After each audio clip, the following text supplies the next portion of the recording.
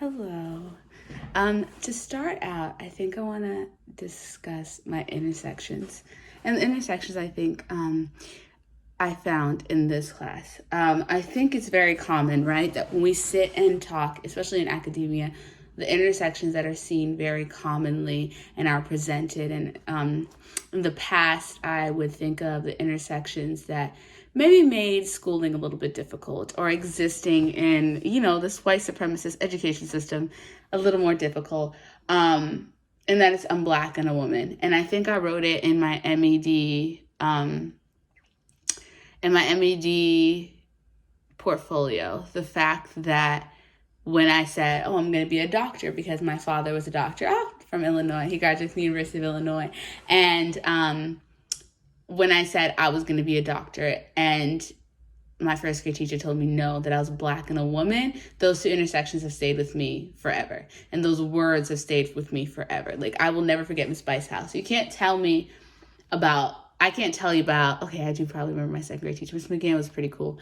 But I can't forget her. And she will have the most impact. I think even at my deathbed, I'll remember her most of all. And she was just like an old, angry white woman. And I think those intersections are really important to like how we occupy space and how we occupy space with our children and students in general. And so my intersections are, of course, I am Black. I am a woman. I am a child of immigrants. I am a scientist. I am a teacher. I am an academic. I hope to be a professor. And I think this semester, where I place academia and where I place my truth and my work has shifted. And it's been very scary in that aspect. And that's kind of the thing that I wanted to say in my reflection. I start off by, in my reflection, discussing going back to school. And most importantly, I remember before I was taking Dr. Joyce King at the time, before her class, Brian Kemp came on the announcements and said he has made the recommendations that schools do not open for the remainder of the school year. And then he prefaced this discussion with this idea and this notion of like, but abuse have gone up.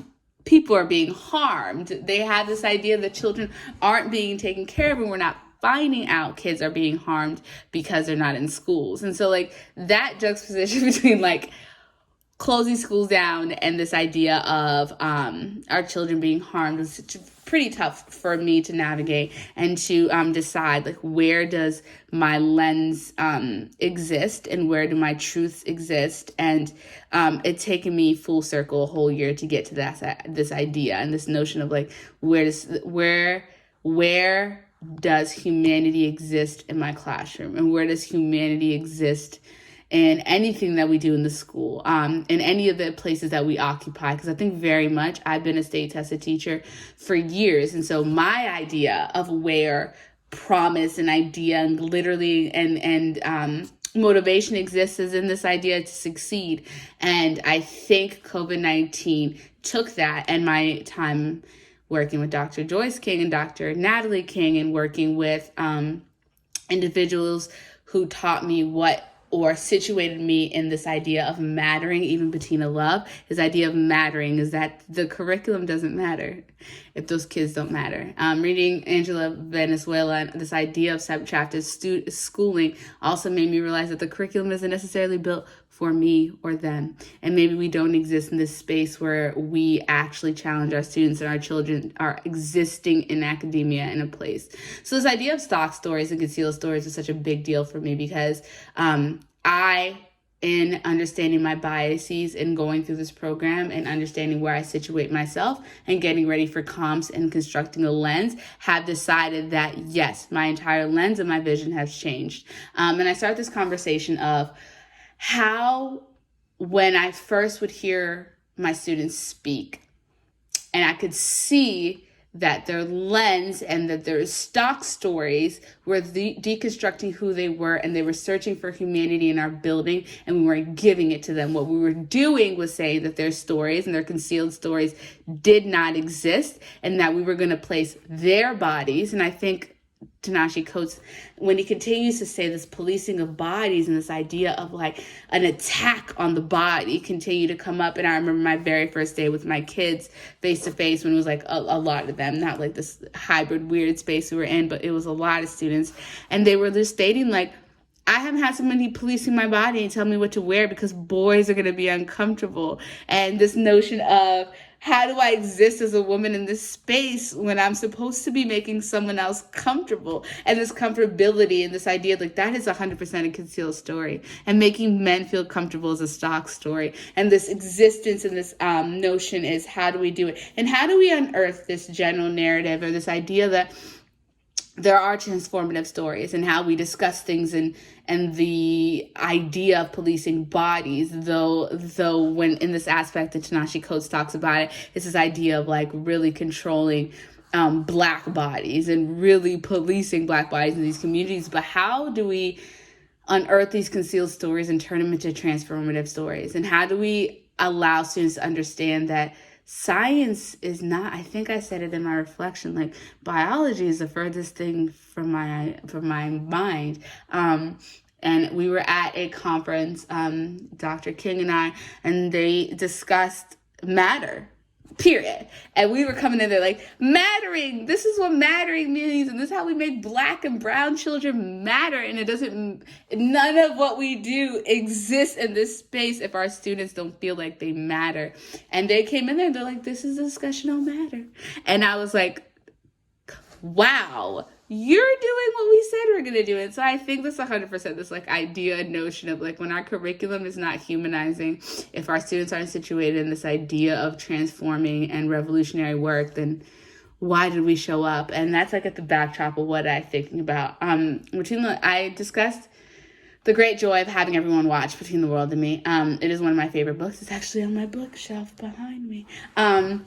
Between the World and Me is a love story to a child, and a love story or a love letter to his child, and this understanding and this situating in ourselves, this notion that we are so much more than this idea and this control of our bodies, and that we must begin to understand where the system has failed us. And this class has talked about it over and over again. I think it was in one of our classes where I said, we need to change the narrative. It is not stop Asian hate. It is white terrorism. And we need to understand that the system is not necessarily built for us. And so therefore we must deconstruct the system or figure out just ways to embody and destroy that system. And I think I learned it in another class and I applied it here, where Crenshaw, we're talking about intersectionality, talks about restrictive formal equality and expansive formal equality. And this idea of just like expansive view really looks at like how and what we're doing to Black and brown communities. And I always go to like Reagan, and I always go to Nixon, and I always go like to far off presidents, because both of them made it possible for Donald Trump to fly. And so this idea of the systems, and Crenshaw really talks about like what, instead of, and Latson Billings talks about it too, is this idea of like not like what is this system that is Black people can't navigate, but like what systems are in place that have destroyed the path for them to navigate, and what is meritocracy. And this idea like restrictive looks at, this is what's wrong with you, this is the achievement gap, as opposed to like, let's turn off this deficit lens. And I think that's what we did in this class. What is a deficit lens? What is a system? What are you experiencing, and how can we make schooling better for our students?